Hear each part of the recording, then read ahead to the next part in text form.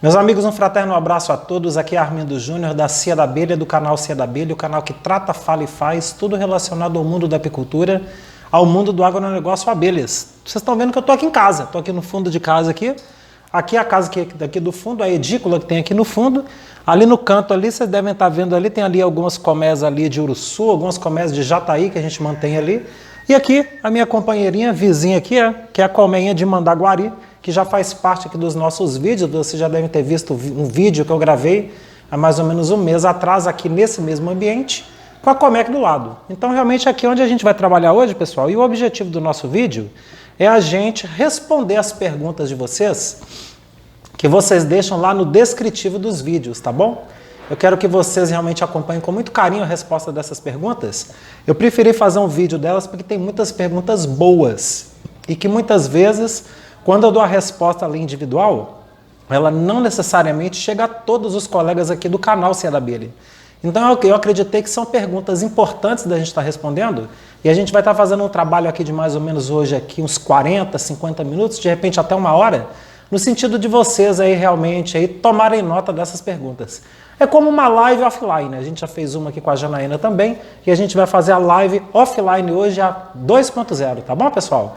Vamos aí à luta aí, roda aí a vinheta aí pra gente dar início ao trabalho.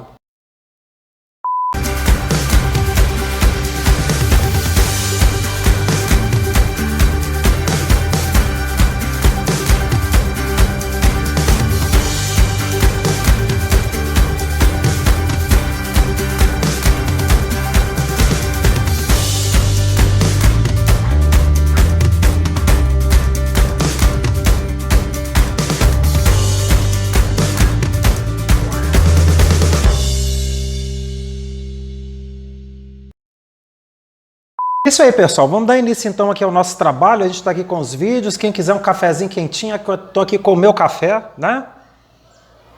Tranquilo aqui, a gente nesse final de tarde aqui, a gente, igual como eu falei para vocês, estamos aqui no fundo de casa, a casa está na frente, aqui é o fundo. Se vocês ouvirem algum barulho de música, alguma coisa, não repara, porque é vizinhança e tudo mais, isso é normal. E a gente, pessoal, teve vários vídeos que foram colocados aí ao longo desses dias, né? Que nós publicamos aí ao longo desses dias.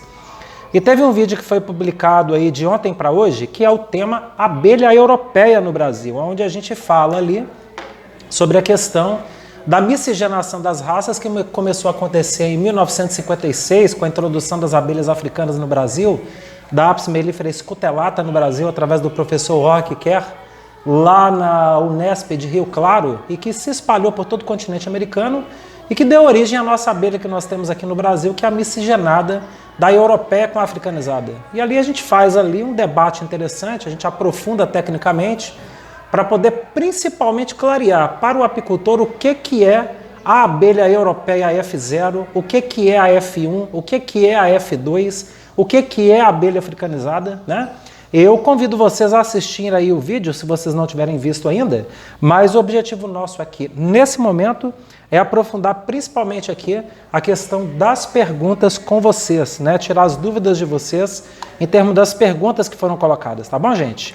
Então vamos aqui então das perguntas. A gente teve aqui o Gibrair Bortoli, que perguntou: Armindo, os zangões filhos de uma rainha, filhos de uma F0, eles serão os zangões puros da raça da F0? Gibrair, só para a gente novamente clarear novamente aqui o que é a ideia da F0. A F0 é a europeia legitimamente pura e que também origina abelhas efetivamente europeias puras. Por quê? Porque aquela rainha F0, ela teve como pai uma rainha europeia pura e um zangão também europeu puro. Então você teve ali a fecundação daquela rainha tendo sido originada a partir de zangões totalmente europeus. Então os filhos daquela rainha, as filhas daquela rainha nascerão totalmente europeias puras. Essa é a F0. Se a rainha também fizer a postura de zangões, vão nascer daquela rainha zangões F0, com 100% da carga genética da mãe. E por que isso? Porque a gente não pode esquecer que o zangão ele é partenogênico, né? O que é a partenogênese?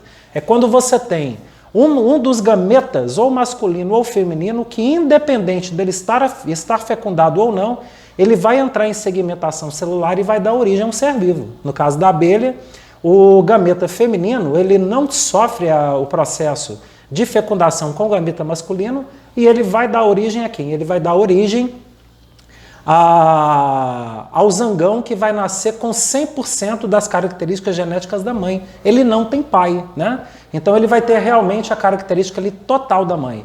E aí a sua pergunta foi exatamente essa, se o zangão ele é F0, né, porque puxou a genética da mãe. Ele é sim F0, viu, Sbrair? Ele é totalmente filho exclusivamente da rainha, tá bom? Ele não tem carga genética carregada do pai, ok? Se aquela rainha F0 tivesse sido fecundada por um zangão africanizado, aí já seria diferente. Porque aí os zangões oriundos da postura daquela rainha, eles carregariam uma carga genética do zangão que fecundou a rainha. Tá? Então aí ele já não teria uma característica F0, ele teria uma característica F1 com 3/4 de sangue europeu, tá bom? Já seria um zangão africanizado, o africanizado F1, tá bom, meu amigo? Gratidão aí pelo envio da pergunta aí, espero que tenha clareado aí para você essa dúvida, tá bom, meu irmão? Pessoal, o Ângelo Márcio que comprou aí o curso online da Companhia da Abelha, faz parte aí do grupo Premium da Cia da Abelha, o grupo exclusivo da Cia da Abelha, formado aí pelos apicultores que adquiriram o curso online da Companhia da Abelha. O Ângelo, ele pergunta se uma outra característica da europeia é que ela produz pouca própolis.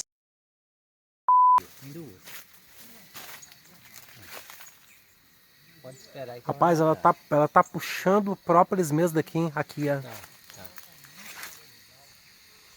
Aqui, Júnior.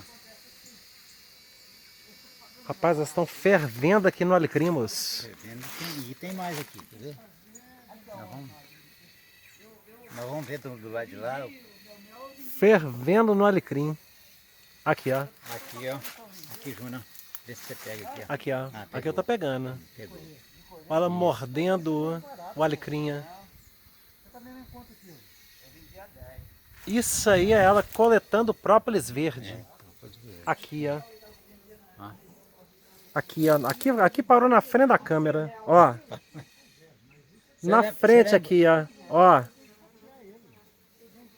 Aí, Júnior. Ângelo, a questão da produção de própolis que você deve se perguntar primeiro, antes de responder isso é, qual própolis ela é baixa produtora? Qual própolis? Porque quando você pega comércio, por exemplo, de abelhas europeias que estão ali instaladas no ambiente europeu, naquele ambiente ali de Populus álamo, de Populus nigra, que são as vegetações que predominam ali no bioma europeu, a abelha europeia lá na Europa, ela produz muita própolis. Então você tem espécies de abelhas, por exemplo, que elas são muito propoleiras. Elas têm uma produção de própolis muito elevada. Mas isso acontece lá na Europa em características realmente europeias. Aqui no Brasil, a F0, ela realmente ela encontra uma dificuldade de coleta de própolis nas vegetações que existem aqui no continente sul-americano, tá? A F0, que é aquela 100% europeia, aquela que origina 100% de abelhas efetivamente europeias, né? Que teve uma fecundação também de um zangão 100% europeu, tá? Então, nesse caso, essa abelha F0, essa operária F0, filha de uma rainha F0, ela vai encontrar um pouco mais de dificuldade. Já a F1, ela não vai encontrar tanta dificuldade, porque ela já tem as características organolépticas de pata, de língua, de asa, de batido de asa, de voo, que ele já é mais compatível com o ambiente sul-americano, com o ambiente brasileiro de coleta de própolis. Então a gente vai encontrar, por parte da abelha africanizada, realmente uma coleta de própolis bem maior do que a europeia, no caso da africanizada, que você não tem como definir apenas pela determinação ali da mistura das raças, o grau de miscigenação das raças, que teria que ser definido a partir de uma análise de DNA mitocondrial, né, para você encontrar uma miscigenação adequada ali das raças, ok? Então, na africanizada, você vai encontrar sim mais própolis, mas isso não quer dizer que a europeia é menos propoleira, que se você colocar a europeia no ambiente próprio dela, que é o ambiente europeu, ela vai puxar muita própolis ali do Populus álamo e do Populus nigra, que são as vegetações predominantes ali nos biomas europeus ali, desde Portugal até o Cáucaso russo. Tá bom, meu amigo? Gratidão aí, viu, Ângelo? Estamos juntos aí. Gratidão aí pelo envio da pergunta, meu amigo. O Lúcio Liberato, ele aproveitando aqui a temática sobre a rainha, ele pergunta se na hora da divisão do enxame, se a rainha for na caixa filha, o que ele deve fazer? Ô Ângelo, a sua pergunta, Lúcio, a sua pergunta ela é muito boa, porque realmente pode acontecer de no ato da divisão ali, vai que você, por qualquer situação, você não localizou a rainha naqueles 3 quadros que você passou no processo de divisão simples e a rainha foi para comer a filha, né? Você levou a colmeia mãe para um local novo, deixou a colmeia filha no lugar da colmeia mãe e a rainha ficou na colmeia filha. E aí a colmeia mãe, para onde você levou, ela está sem rainha.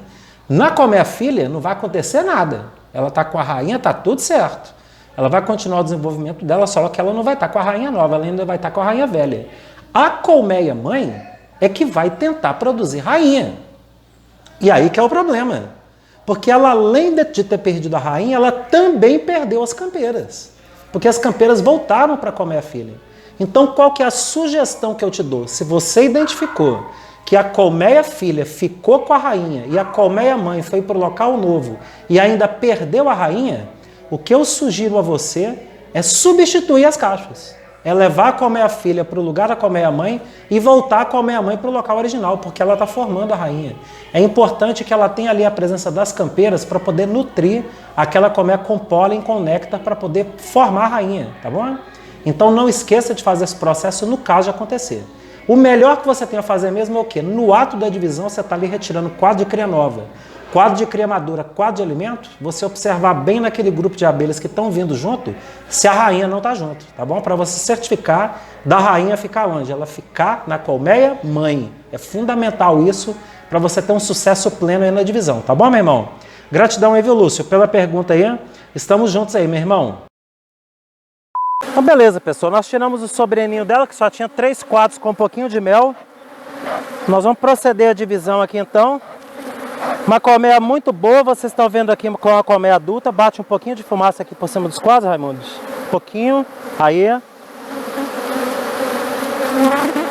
Então já estamos aqui pegando o nosso quadro aqui de cria madura. Ele está meio a meio cria madura e cria nova, tá? Vamos ver aqui se não tem rainha, né, Raimundo? Então já vai vir para cá, pessoal. Primeiro quadro aqui, ele está meio a meio núcleo. Está meio a meio cria nova e cria madura. Primeiro quadro. Nós vamos retirar dessa caixa 3 quadros. Na outra nós retiramos 5, porque ela estava com filhote no ninho e no sobreninho. Não é o caso dessa aqui. Tá? Mas está muito forte a caixa, muita abelha. Vendo se a rainha está aqui, pessoal, que a rainha não pode ir para comer a filha, né? Sempre lembrando isso. Segundo quadro, estamos entrando aqui.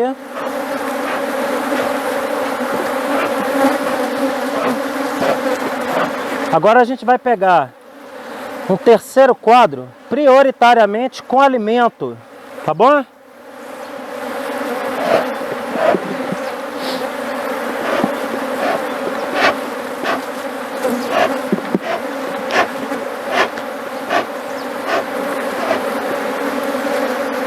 Aí, ó, muito alimento, muito mel.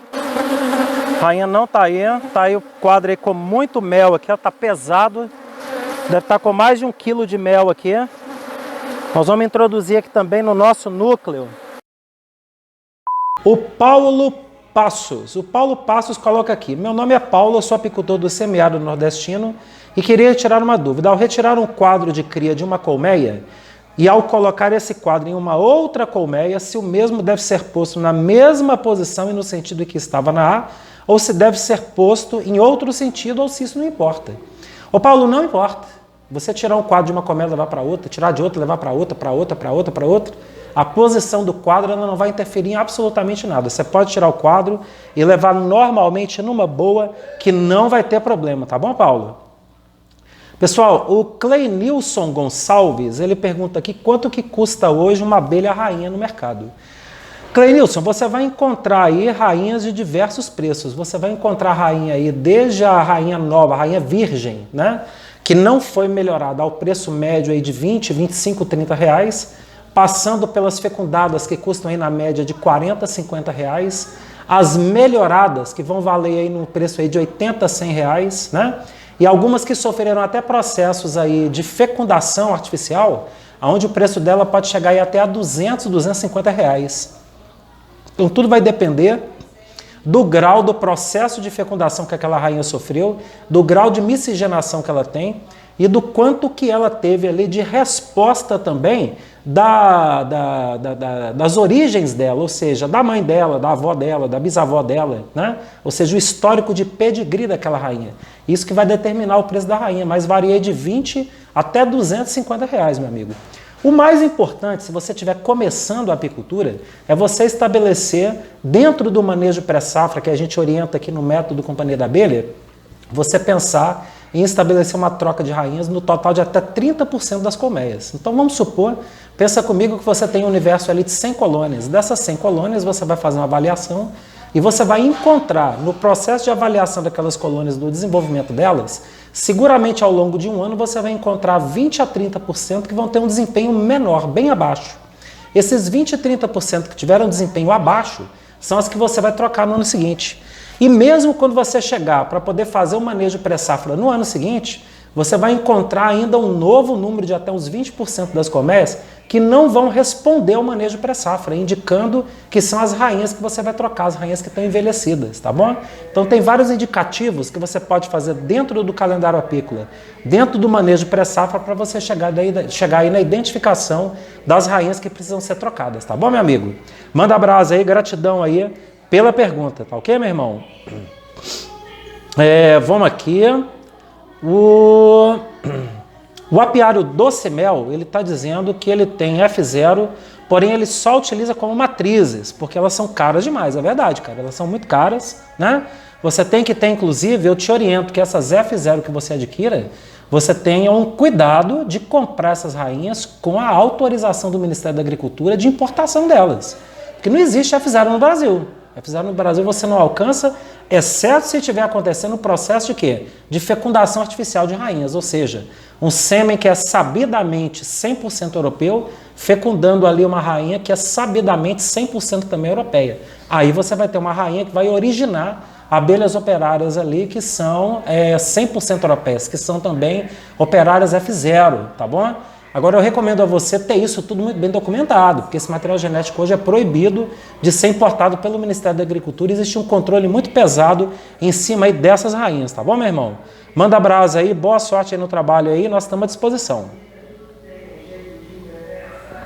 Mais um cafezinho, né, pessoal? Um cafezinho tem que ter aqui final de tarde, para a gente poder aguentar conta aqui do trabalho, né? Pessoal, isso as perguntas do vídeo sobre as rainhas. Nós vamos passar aqui para o próximo vídeo agora, deixa eu abrir ele aqui, que é o tema: você não terá sucesso na apicultura sem os elementos levantados nesse vídeo. Esse aqui vai um vídeo interessante porque a gente fala aí das variáveis que você tem que realmente ter com você no sentido de você implementar o apiário com sucesso. E o principal que eu abordo é exatamente você gostar do que você está fazendo, né? A gente consegue provar a viabilidade econômica da apicultura para qualquer apicultor. Quando a gente coloca ali no papel, que a gente faz os levantamentos de valores, os levantamentos ali de investimento, os levantamentos de custeio, que a gente bota no papel, a gente prova a viabilidade econômica da apicultura de qualquer apicultor. Qualquer apicultor instalado em qualquer região, em qualquer propriedade rural, a gente vai conseguir provar a viabilidade econômica da apicultura daquele apicultor. Mas se ele não gostar de paixão da apicultura, a apicultura para ele não vira nada. Ele pode estar numa área que tem ali 100% de pasto apícola, que vai comportar ali 200 colmeias de abelha, que vai permitir ele ter uma produção de mel ali de 12 a 15 toneladas de mel por ano. Mas se ele não gostar da apicultura, a abelha não vai responder em produção para ele, porque ele tem que gostar daquilo que ele está fazendo, tá bom, pessoal? Então a gente teve aqui perguntas e também colocações dos colegas aqui a respeito disso. O Jailton, por exemplo, Dias de Oliveira, ele pergunta: Armindo, você vende livro ou cartilha com essas orientações de alimentação, como preparar e outras informações e como adquirir? Jailton, cartilha não. A gente tem o curso online da Companhia da Abelha, onde a gente detalha passo a passo todo esse processo, né? E aí lá no curso você pega realmente, trabalhando ali com calendário apícola, trabalhando com todo o material, trabalhando ali com as apostilas que são disponibilizadas, a gente consegue detalhar o passo a passo, o dia a dia do manejo pré-safra, como que você vai alimentar, como que você vai alimentar no período entre safra, que é o período de fome, e é onde você vai ter oportunidade realmente ali de aprofundar a temática, tá bom, meu amigo? Mas muita coisa a gente fala aqui no canal, muita coisa a gente fala aqui nos vídeos. Se você acompanhar os vídeos, você vai perceber que muita coisa a gente fala aqui e fala quase tudo que tá lá. Fica muito pouca coisa que não é abordada lá dentro desse material que a gente disponibiliza, tá bom, meu irmão? Manda brasa. O Márcio Amaral, ele tá dando um joinha, agradecendo aí esse vídeo e tá dizendo, é isso aí, Armindo, nós temos que fazer com amor. A abelha não é só colher mel, nós temos que cuidar delas também, e manda um abraço. Ô Márcio, e é isso mesmo, meu amigo, se você não gostar de paixão do que você está fazendo, se você não gostar de paixão do trabalho que você está realizando na abelha, a coisa não vira, meu amigo, a coisa não acontece e realmente a abelha não produz. Então você tem que ter um amor pela abelha. Você tem que fazer uma imersão no mundo da abelha. Você tem que olhar esse animal aqui, esse aqui é o sem ferrão, né? Você tem que olhar esse animal aqui e você tem que ter uma interação com ele. Você tem que compreender como que é a biologia dele, como que é o comportamento dele, como que é a relação dele, a reação dele com as flores, com a natureza, com a chuva, com o sol, com o dia a dia, com você próprio, né? Vão ter dias que você vai chegar nas colmeias das abelhas que as abelhas não vão estar muito amistosas. Elas já vão vir mais agressivas, às vezes porque ela realmente não acordou bem, às vezes é um dia que está muito nublado, é um dia que está chuvoso, é um dia que está frio, é um dia que está excessivamente calorento. E vão ter aqueles dias que você vai chegar que a abelha está hipermansa. Então isso você vai o quê? Você vai entrando no mundo da abelha. Quando você olha a abelha, você já sabe. É difícil eu explicar para você olhar uma abelha e dizer a abelha está mansa. Porque não tem uma característica dela. A gente sente. E é algo que você percebe com o passar do tempo, à medida que você vai trabalhando com ela, né? Ou seja, ela vai interagindo com você, você vai interagindo com ela e a coisa começa a fluir e a acontecer a partir daí. Tá bom, meu amigo? Gratidão aí pela sua participação aí, meu irmão. O Manuel Nascimento está dizendo aqui que trabalhar com abelhas é paixão, manda um abraço para todos. O João Paulo Gomes, ele pergunta qual que é a melhor frequência de alimentação energética para a produção de própolis vermelha. João Paulo, tanto seja ela própolis vermelha, própolis verde, própolis amarela lá do Rio Grande do Sul, própolis escura aqui de Copaíba, aqui do Centro-Oeste, própolis escura de Minas, própolis marrom do sul do Brasil, a frequência de alimentação ela tem que acontecer semanalmente, numa quantidade de pelo menos 4 a 6 litros de xarope. Esses 4 a 6 litros de xarope com 70% de concentração e promotor de crescimento direto. A colmeia tem que estar sendo alimentada no ritmo de safra, como se ela estivesse vivendo uma safra. Você não pode esquecer que o período de produção de própolis ele não coincide com o período de produção de mel. O período de produção de própolis ele está sempre oposto à época da produção de mel. Quando é produção de mel é entre a safra de própolis, quando é produção de própolis é entre a safra de mel. Então você precisa compensar isso aí com alimentação rica e diferenciada para quê? Para o enxame se manter forte, para o enxame se manter sempre crescente, para a rainha estar sempre realizando postura, ter sempre população elevada de abelhas, para ela poder ir lá na planta, buscar lá efetivamente a resina de própolis, para poder produzir a própolis para você. No caso da própolis vermelha, você ainda tem um a mais, que você vai estar na região de manguezal. O manguezal é muito bom de mel. Mel vai ter muito no manguezal. Só que o manguezal não vai ter pólen, não. Então você vai ter que preocupar muito em deixar muito bife proteico para a abelha, colocar o promotor de crescimento. Vão ter épocas do ano que você vai ter que perceber se a colmeia vai ter necessidade de promotor de crescimento mais bife proteico, mas vale a pena, porque a própolis vermelha hoje é um produto muito valorizado, eles estão pagando muito bem por ela e vale muito a pena você realmente fazer uma experiência, fazer um teste, colocar alimentação e colocar as abelhas para produzir e aí ganhar um bom dinheiro aí nesse momento vivido aí positivo aí pela apicultura de própolis no Brasil, tá bom? Manda abraço aí, gratidão aí pelo envio da pergunta, viu, meu amigo? Um abraço aí. Ela tem a finalidade de evitar o ataque de predadores, o excesso de luminosidade, para evitar o excesso de corrente de ar. Então qualquer fresta que tiver, as abelhas vão... A tendência é fechar tudo. Veja como as abelhas trabalham para fechar as brechas do coletor. Elas parecem incansáveis. E geralmente, depois de uma semana... Olha para quanta própria tem aí. Aqui tem mais ou menos quantos gramas Rapaz, aqui está uma faixa de 30 gramas mais ou menos de própolis. de própolis? É. O senhor geralmente consegue colher quanto? Eu consigo colher, isso varia. Eu já consegui tirar aqui numa semana 2,7 kg de própolis. Foi o máximo? Foi o máximo. Aham. É, mas aí varia 1,8 kg, 1,7 kg, 2,1 kg, fica variando, né? E qual foi o mínimo que o senhor tirou aqui? 200 gramas. Por semana?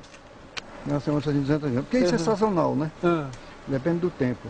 Tem abelha que uma semana está cheia de própolis, na outra semana não tem nada. Agora, Carlos, parece que as abelhas se zangam menos tirando a própolis do que colhendo mel, né? É, porque o trabalho da própolis é mais simples. Você basta usar o coletor, vai ser um trabalho externo. Já para o mel, nós temos que abrir a caixa e temos que tirar o alimento, que é o alimento da abelha. É a mesma coisa do cara, a pessoa pegar o alimento na sua casa. Vamos aqui, o Edjandro Fernandes, ele está dizendo que ele quer muito entrar nessa área de apicultura. E está dizendo qual curso e livros a gente pode indicar e que está aprendendo muito com os nossos vídeos. Edjandro, você está aí no Tocantins, você está em Palmas, você não pode esquecer que você tem aí no estado do Tocantins os cursos aí da Emater, os cursos do Senar, que você pode buscar, que você pode estar participando, que você pode estar realizando. São cursos que tem aí na capital, aí, que tem aí em Palmas, né? Tem um grupo de apicultores até que a gente conhece, são bons profissionais aí nessa área da apicultura e que vão poder te dar um treinamento muito bom, né? Além deles, claro, eu tenho que sugerir o nosso treinamento. Você tendo a oportunidade de adquirir o nosso curso online, é um curso que realmente vai fazer toda a diferença para você. Ele não deixa a dever em nada ao curso presencial. Quem já adquiriu o curso vai confirmar isso que eu estou falando aí. Você pode ver nos bate-papos, no grupo aí do Telegram, aqueles que já adquiriram o curso, que são muito firmes em apontar, muito claros em apontar, que esse curso nosso ele não deve em absolutamente nada ao presencial. Muito pelo contrário, ele até ganha. Porque a gente ali gravou toda a temática de aula prática em apiário, nós fomos para dentro do apiário e gravamos tudo ao longo de um ano inteiro, né?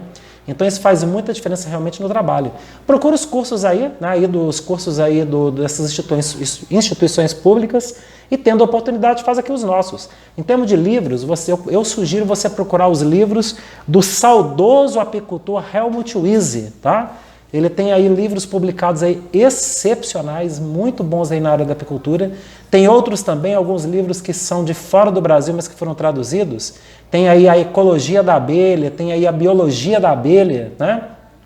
Que foram traduzidos aí alguns anos atrás e que tem à venda também no mercado. Você encontra esses livros aí no Amazon, você encontra esses livros aí no Mercado Livre, né? Então faz uma pesquisa aí que vale a pena você fazer esse estudo, tá bom? O Rony Freire está mandando um fraterno abraço a todos aí, parabenizando pelo Dia do Trabalho, gratidão, Rony, né? O Marco Antônio, ele diz que ele já sofreu e aprendeu muito com os erros e que hoje não erra tanto, porque aprendeu muita coisa com a gente aqui da Companhia da Abelha. Marco, o erro, ele é algo que é importante dentro da cultura, você aprender com os erros, né? O erro, ele te coloca frente a frente do manejo que você está fazendo de maneira correta ou incorreta. Agora, o mais importante do erro é você não repetir o erro. Ou seja, o principal aprendizado do erro é você não repetir o erro. Dentro do manejo que os apicultores no Brasil fazem, o erro está muito relacionado a vícios que o apicultor tem, vícios que ele carrega às vezes ali do pai, da mãe, do avô que já criaram abelha, ou de colegas vizinhos que já criam abelhas há muitos anos, mas que criam abelhas dentro de um método ainda que já é muito antigo, muito antiquado, que nunca visou produtividade, sempre visou mais o extrativismo do que uma criação de abelhas em si.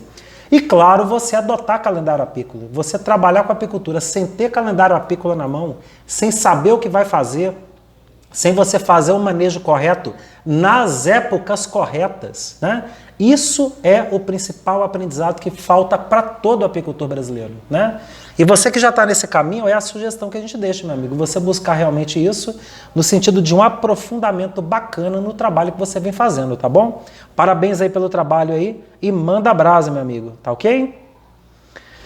A Varla Laiardi, né, ela tá aqui lá do Espírito Santo, um abraço, viu, Varla? Ela está dizendo que tem que gostar realmente da coisa de verdade, porque senão desmerece rápido, é verdade, né?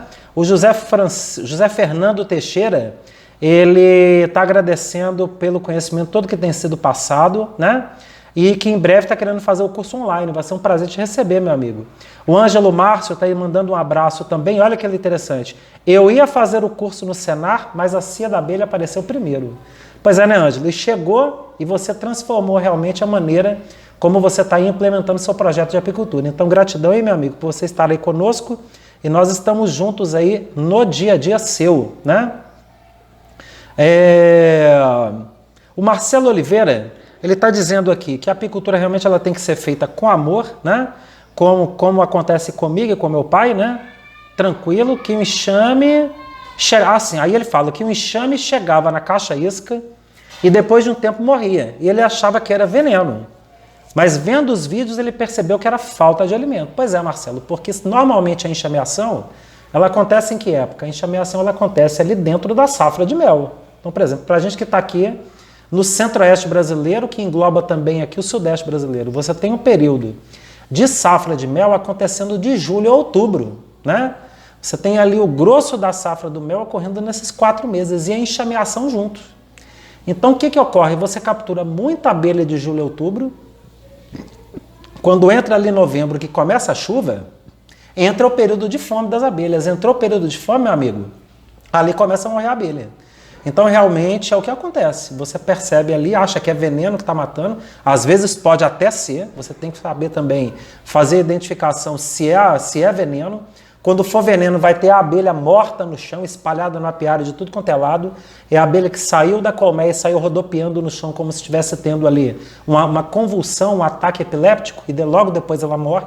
Isso é a característica do enxame que morreu por veneno. Mas quando a abelha abandona a colmeia, ou quando o enxame ele perde força e abandona a colmeia, aí realmente é característica de falta de alimento, né, meu amigo? Tem que estar atento aí e fazer a alimentação aí adequada para as abelhas, tá bom? O Nivaldo Lopes, pessoal, ele está aqui. Boa noite, Armindo. Eu fiz uma captura hoje e vi que nós tínhamos muito néctar e mel, mas está na caixa. E vendo o seu vídeo, pensei que tenho que alimentar ela. O negócio é que se eu levar ela para o apiário, as outras vão fazer pilhagem. E aí, o que eu devo fazer? Nivaldo, você pode transferir o seu enxame. Se você capturou o enxame de abelha, ele está dentro da caixa, transfere para o apiário e faz a proteção efetiva no ovado da colmeia. Reduz o ovado, 2 centímetros de entrada, né? Mantém ali uma alimentação interna na colmeia, se você vê que a alimentação externa não dá certo. O alimentador ABS, ele é um alimentador externo, mas permite você alimentar individualmente o enxame. Então, tudo isso vai favorecer aí para a colônia sua desenvolver uma boa, tá bom? O que eu sugiro a você realmente é transferir a abelha e fazer todo o cuidado que precisa ser feito ali com elas, tá bom, meu amigo? Manda abraço aí e uma boa sorte. Pode levar.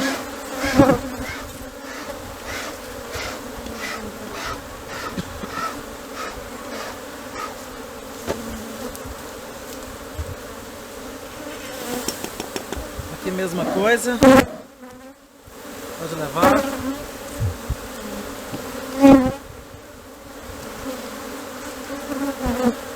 Aqui já tem filhote. Aqui já deu filhote.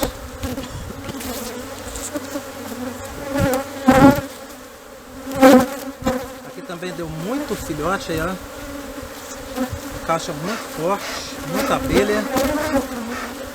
Já tá bom. E aqui já tem mel.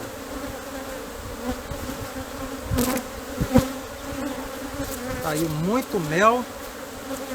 Do lado de cá a mesma coisa. Aqui do lado.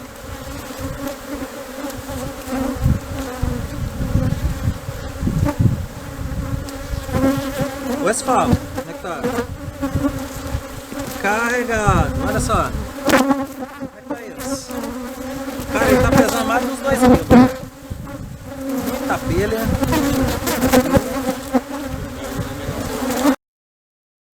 Pessoal, o vídeo agora que a gente traz aqui para vocês, que foi também publicado nessa semana, é como evitar a diapausa da rainha. E aí muita gente se pergunta, o que é diapausa da rainha?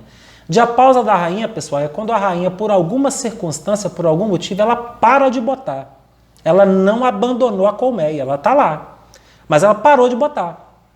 E vão ter situações realmente que ela vai parar de botar. De repente, ela faltou alimento na colmeia, faltou entrada de pólen, ela vai paralisar a postura.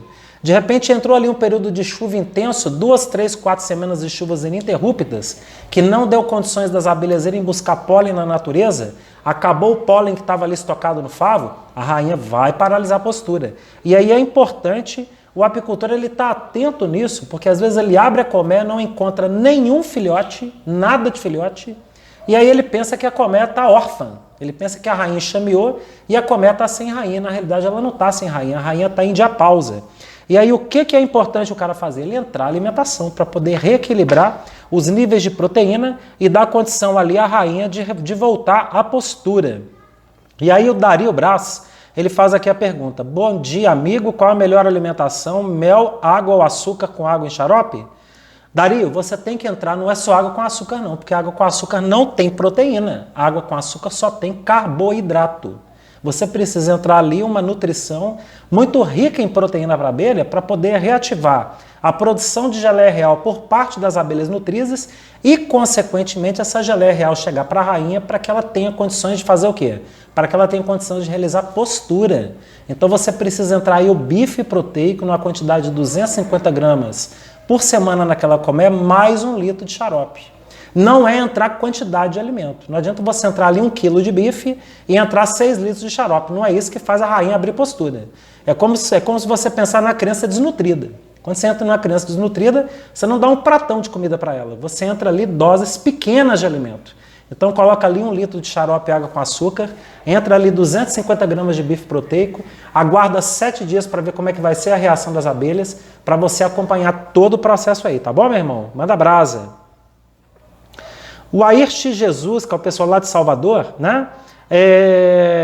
E aí faz a pergunta: falam muito de mel, própolis, pólen, geleia real, qual é o benefício da cera? Me explica, por favor. Olha, a cera da abelha, ela tem propriedades biológicas para o organismo humano limitadas, não tem ali propriedades ali no sentido de benefícios ali de saúde. Os benefícios eles são reduzidos. A cera da abelha é você mastigar a cera para você tratar principalmente processos inflamatórios de dor de cabeça. Então todo processo de dor de cabeça, uma dor de cabeça normal, uma enxaqueca, né? Algum processo envolvendo um torcicólogo que evolui para a cabeça, tudo isso você pode estar entrando a mastigação do favo da abelha, que a mastigação do favo, que é a cera, vai liberar ali muitos óleos da cera que vão atuar como anti-inflamatórios a partir da dor de cabeça. E isso aí vai te ajudar muito aí no controle aí dessa dor, tá bom? É o cuidado que você deve ter aí. Bom, vamos aqui às outras perguntas aqui. O Manuel Silva, ele diz aqui que fez o desdobramento em 2 colmeias, ou seja, ele fez a divisão, né?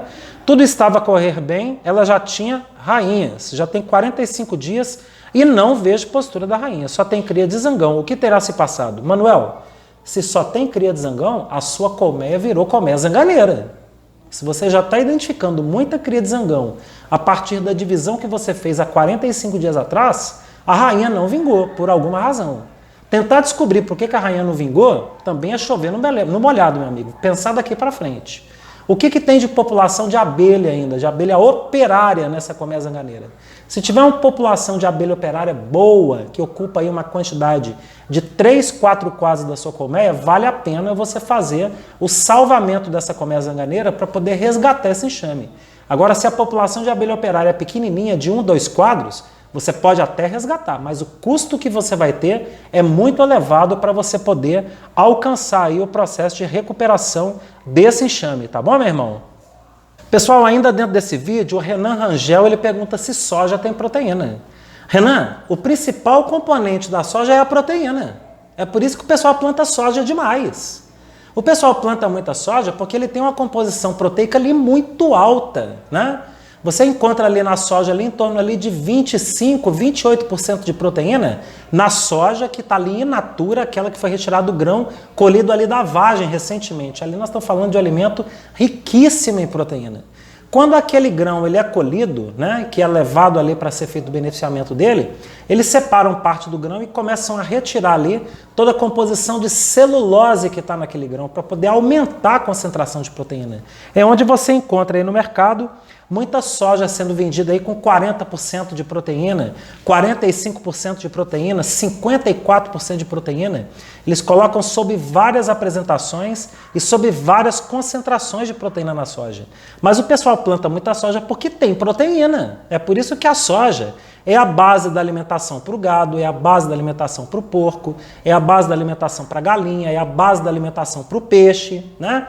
Essa turma de ecochatos que falam muito mal aí da soja é uma coisa complicada, cara, porque falar é uma coisa e buscar um substituto ideal para a soja. A soja é uma fonte riquíssima de proteína e para a abelha também, meu irmão, tá? Ela vai entrar aí como componente principal na ração para a abelha. Lembrando que você precisa colocar na ração para a abelha soja orgânica, a soja convencional, porque a soja transgênica, ela é bomba, ela pode deixar residual de transgenia no mel e contaminar o seu mel, tá bom? Então fica atento nisso aí para você usar o produto adequado, tá bom? De sair uma rainha ruim, pequena. Às vezes nós vamos comentar com vocês do processo de como que vocês fazem para selecionar e o sistema de produção de rainha do método espanhol, né? Nós vamos passar para vocês. E o que outra coisa que interfere também para você ter uma boa rainha na mão é na hora de você fazer as enxertias e colocar a colmeia. Peraí que tem as abelhas ainda para colocar nela. O quadro que... quadro aqui para facilitar. Não, o quadro que está faltando é o que nós vamos levar para vocês comerem. E faltar alimentação adequada para ela poder fazer uma boa carga de geleia real para as galinhas. Né? A colmeia tem que estar estupidamente bem nutrida, não basta fazer enxertia. Muita gente faz enxertia, reclama que a enxertia não deu certo. Não é que a enxertia não deu certo, é que não tem uma alimentação boa.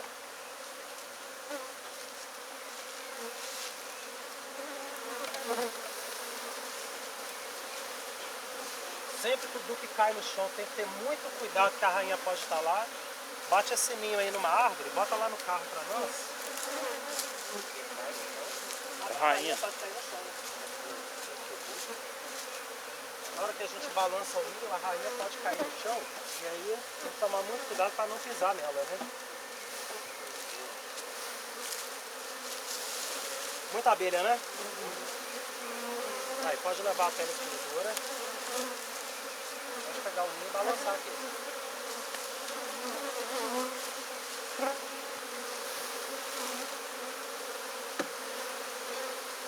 Vou levar também, bater na árvore aí para as abelhas caírem e pôr lá no carro.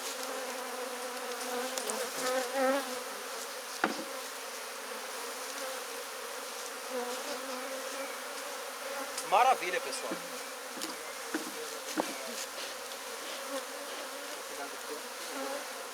O mel aqui, ó, é só levar.